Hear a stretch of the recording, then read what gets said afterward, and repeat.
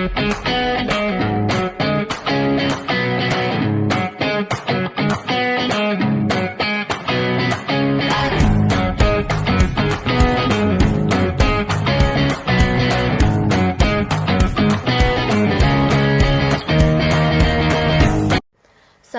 warahmatullahi wabarakatuh. Saya perwakilan dari kelompok G. Izin untuk memperkenalkan nama-nama anggota kelompok.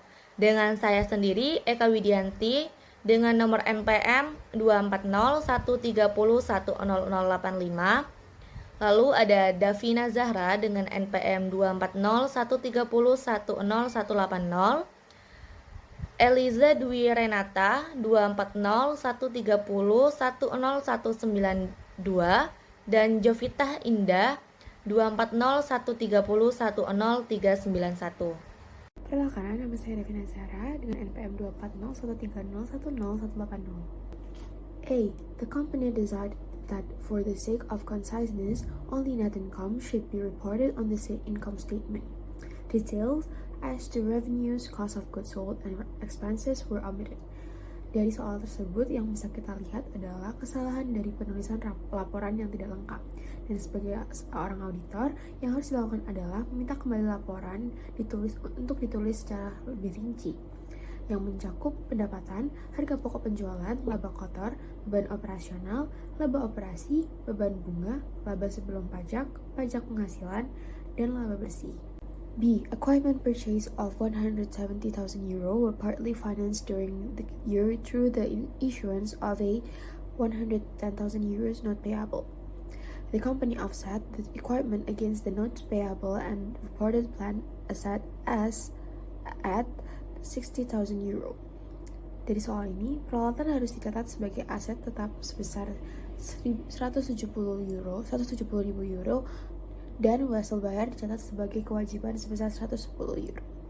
C. Weller has reported its ending inventory at €2,100,000 in the financial statement. No other information related to inventories is presented in the financial statement and related notes. Dari soal tersebut, Weller AG harus mengungkap metode penilaian persediaan yang digunakan seperti FIFO, first in first out, or weighted average, rata-rata timbangan, atau metode lainnya. Penggunaan ini memungkinkan pengguna laporan keuangan untuk membandingkan kinerja Weller AG dengan perusahaan lain yang menggunakan metode yang berbeda. D. The company changed its method of valuing inventories from weighted average to FIFO.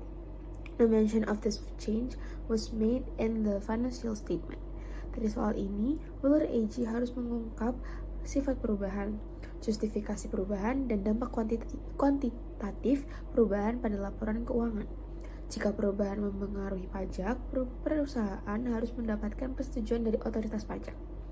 Perusahaan harus mempertimbangkan penyusutan inventaris dan pengungkapan kebijakan akuntansi inventaris. Perkenalkan, nama saya Jovita Indah Santoso dengan NPM akhir 391. Di sini saya akan membahas soal E2.9. A. The President of Gonzales SPA used his expense account to purchase a new Suburban solely for personal use. The following journal entry was made. Correction. A. Pembelian Suburban untuk penggunaan pribadi menggunakan dana perusahaan adalah penyalahgunaan aset, bukan pengeluaran bisnis yang sah. Entry jurnal pada awalnya salah karena memperlakukan biaya pribadi sebagai biaya bisnis. Penulisan yang benar yaitu price 29.000, cash 29.000. B. Merchandise inventory that costs $620,000 is reported on the statement of financial position at $690,000. The expected selling price less estimate selling cost. The following entry was made to record this increase in value. Untuk correctionnya, di atas menggunakan historical cost principle, entry jurnal yang diberikan salah. Peningkatan pendapatan penjualan menjelaskan penjualan telah terjadi yang tidak terjadi di sini. Nilai persediaan meningkat karena fluktuasi pasar, bukan penjualan. Entry jurnal yang benar untuk mencerminkan peningkatan nilai persediaan ke nilai realisasi persisnya adalah inventory 70.000 dan sales revenue 70.000. Say the company is being sued for 500 by a customer who claims damage for personal injury and badly caused by a defective product. Company attorneys feel extreme confident that the company will have no liability for damage resulting from the situation. Nevertheless, the company decides to make the following entry. Entry jurnal yang diberikan salah, mengingat keyakinan tinggi pengacara perusahaan dalam menghadapi kewajiban. Tidak ada kewajiban yang harus diakui. Situasi tersebut harus diungkapkan dalam catatan laporan keuangan yang menjelaskan sifat gugatan dan penilaian perusahaan terhadap kemungkinan kerugian. Hal ini memberikan transparansi kepada investor dan pemangku kepentingan lainnya. Nama saya Eliza Dwi Renata dengan NPM akhir 192. D. Because the general level prices increased during the current year, Gonzalez SPA determined that there was a 16,000 euros understatement of depreciation expense on its equipment and decided to record in its account. The following entry was made. Untuk jurnalnya, depreciation expense di sebelah debit dan accumulated depreciation equipment di sebelah kredit. Jurnal ini sudah benar karena menurut prinsip biaya historis, depresiasi harus didasarkan pada biaya perolehan aset, bukan harga saat ini. Inflasi tidak boleh menjadi dasar untuk menyesuaikan depresiasi, kecuali dalam sistem akuntansi inflasi. Oleh karena itu, tidak perlu melakukan perubahan pencatatan dalam jurnal tersebut karena jurnal tersebut sudah benar. A. Gonzalez SPA has been concerned about whether intangible asset could generate cash in case of liquidation. As a consequence, goodwill arising from a purchase transaction during the current year and recorded at 800,000 euros was written off as follows. Untuk jurnalnya, retained earnings sebesar 800.000 euros di sebelah debit dan goodwill di sebelah kredit sebesar 800.000 euros. Menurut saya, jurnal tersebut salah karena goodwill hanya boleh dicatat saat terjadi pembelian perusahaan lain dan tidak boleh diamortisasi tetapi diuji penurunan nilai setiap tahun. Apabila goodwill dipertanyakan apakah menghasilkan kas, maka harus dilakukan uji impairment, bukan penghapusan otomatis. Apabila uji impairment dilakukan, maka jurnal yang benar yaitu impairment loss on goodwill sebesar 800.000 euros di sebelah debit dan goodwill sebesar 800.000 euros di sebelah kredit. F. Because of a fire sale, equipment obviously worth 200,000 euros was acquired at a cost of 155,000 euros. The following entry was made.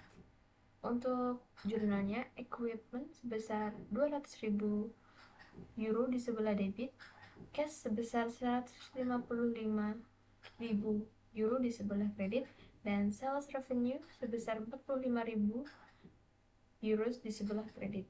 Untuk pencatatan tersebut salah karena perusahaan seharusnya mencatat peralatan berdasarkan biaya perolehan, bukan berdasarkan nilai wajarnya. Selain itu, tidak ada dasar untuk mengakui sales revenue atau pendapatan penjualan karena tidak ada transaksi penjualan dalam soal tersebut. Jadi, untuk jurnal yang benar yaitu equipment sebesar 155.000 euro di sebelah debit dan cash sebesar 155.000 euro di sebelah kredit. A. Depreciation expense on the building for the year was 60,000 yuan because the building was increasing in value during the year. The controller decided to charge the depreciation expense to retained earnings instead of to net income. The following entry is recorded.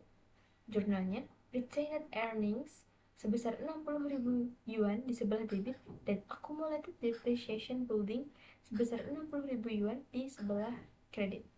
Untuk pencatatan tersebut salah karena penyusutan harus dicatat dalam laporan laba rugi, bukan langsung mengurangi laba ditahan. Prinsip kecocokan mengharuskan beban dicatat pada periode yang sesuai dengan manfaat yang diperoleh dari aset tersebut.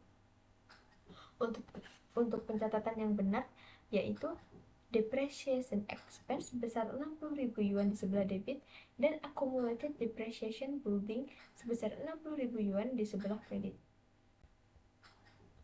Okay. B. Materials were purchased on 1st of January 2022 for 120,000 yen, and this amount was entered in the materials account. On 31st of December 2022, the materials would have 141 yen, so the following entry is made. Inventory 21,000 in debit and gain on inventories 21,000 in credit. Jadi setelah kita analisis pencatatan keuntungan dari kenaikan nilai material, yaitu peningkatan nilai material persediaan tidak boleh dicatat sebagai keuntungan sampai persediaan tersebut benar-benar dijual. Dan menurut prinsip konservatisme, keuntungan tidak boleh diakui sampai ada realisasi yang pasti, misalnya melalui penjualan. Dalam IFRS dan GAAP, persediaan harus dicatat berdasarkan biaya perolehan atau nilai realisasi bersih yang lebih rendah, bukan pada harga pasar saat ini. Okay. For the correction, there is no recording of inventory value increases before the sale. If the material increase in value, this information is only used for managerial purposes, not for accounting record. Maksudnya tidak ada pencatatan untuk kenaikan nilai persediaan sebelum penjualan, dan jika material mengalami kenaikan nilai, informasi ini hanya digunakan untuk tujuan manajerial, bukan untuk pencatatan akuntansi. C. During the year, the company purchased equipment through the issuance of ordinary share. The share had a par value of 135,000 yen and a fair value of 450,000 yen. The fair value of the equipment was not easily determinable. The company recorded this transaction as follows. Equipment 135,000 in debit and share capital 135,000 and credit. Nah, jadi pembelian peralatan dengan saham setelah kita analisis, perusahaan mencatat transaksi dengan nilai nominal saham 135.000 yen, padahal nilai wajar saham yang diterbitkan adalah 450.000 yen. IFRS dan GAAP mewajibkan pencatatan berdasarkan nilai wajar saham yang diterbitkan jika nilai wajar peralatan tidak dapat ditentukan. Nah, oleh karena itu kita koreksi.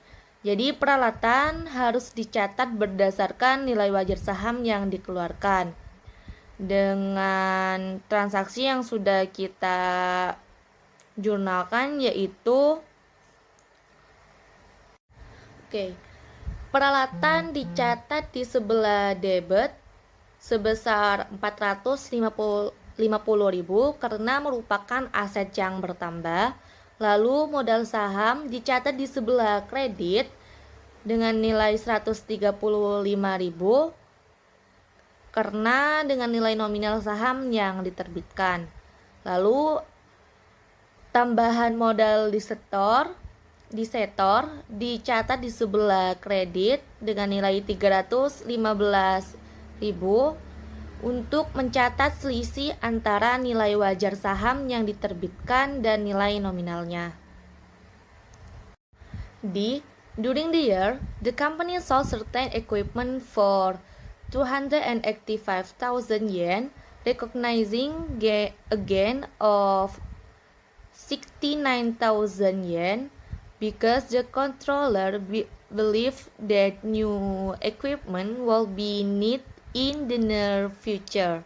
She decided to defer the gain and amortize it over the life of any new equipment purchase. Jadi setelah kita analisis, penjualan peralatan dengan keuntungan yang ditangguhkan. Kesalahannya itu setelah kita analisis, ternyata keuntungan dari penjualan aset harus langsung diakui pada saat transaksi terjadi, bukan ditangguhkan dan diamortisasi. IFRS dan GAAP mengatur bahwa laba dari penjualan aset tidak boleh ditangguhkan kecuali ada ketentuan khusus, seperti transaksi sewa balik, sale and leaseback. Nah, perlu kita koreksi. Jadi keuntungan sebesar 69.000 yen harus diakui langsung sebagai gain on sale equipment dalam laporan laba rugi. An order for 61 and 500,000 yen has been received from a customer for product on hand. This order was shipped on 9 of January 2022. The company made the following entry in 2021. Account receivable 61 and 500,000 in debit, save revenue 61 and 500,000 in credit. Jadi setelah kita analisis pengakuan pendapatan sebelum pengiriman barang, setelah kita analisis itu pendapatan tidak boleh diakui sebelum barang dikirim karena pengiriman adalah kriteria utama dalam pengakuan pendapatan berdasarkan IFRS 15 atau ASC 606. Dan dalam kasus ini barang dikirim pada 9 Januari 2022, tetapi perusahaan mencatat penjualan pada tahun 2021 yang merupakan pelanggaran terhadap prinsip realisasi pendapatan. Nah, perlu kita koreksi, pada tahun 2021 hanya harus mencatat uang muka sebagai kewajiban. Di sini laporannya piutang usaha 61.500 di sebelah debit dan pendapatan diterima di muka 61.500 di sebelah kredit. Pada 9 Januari 2022, setelah barang dikirim barulah diakui sebagai penjualan.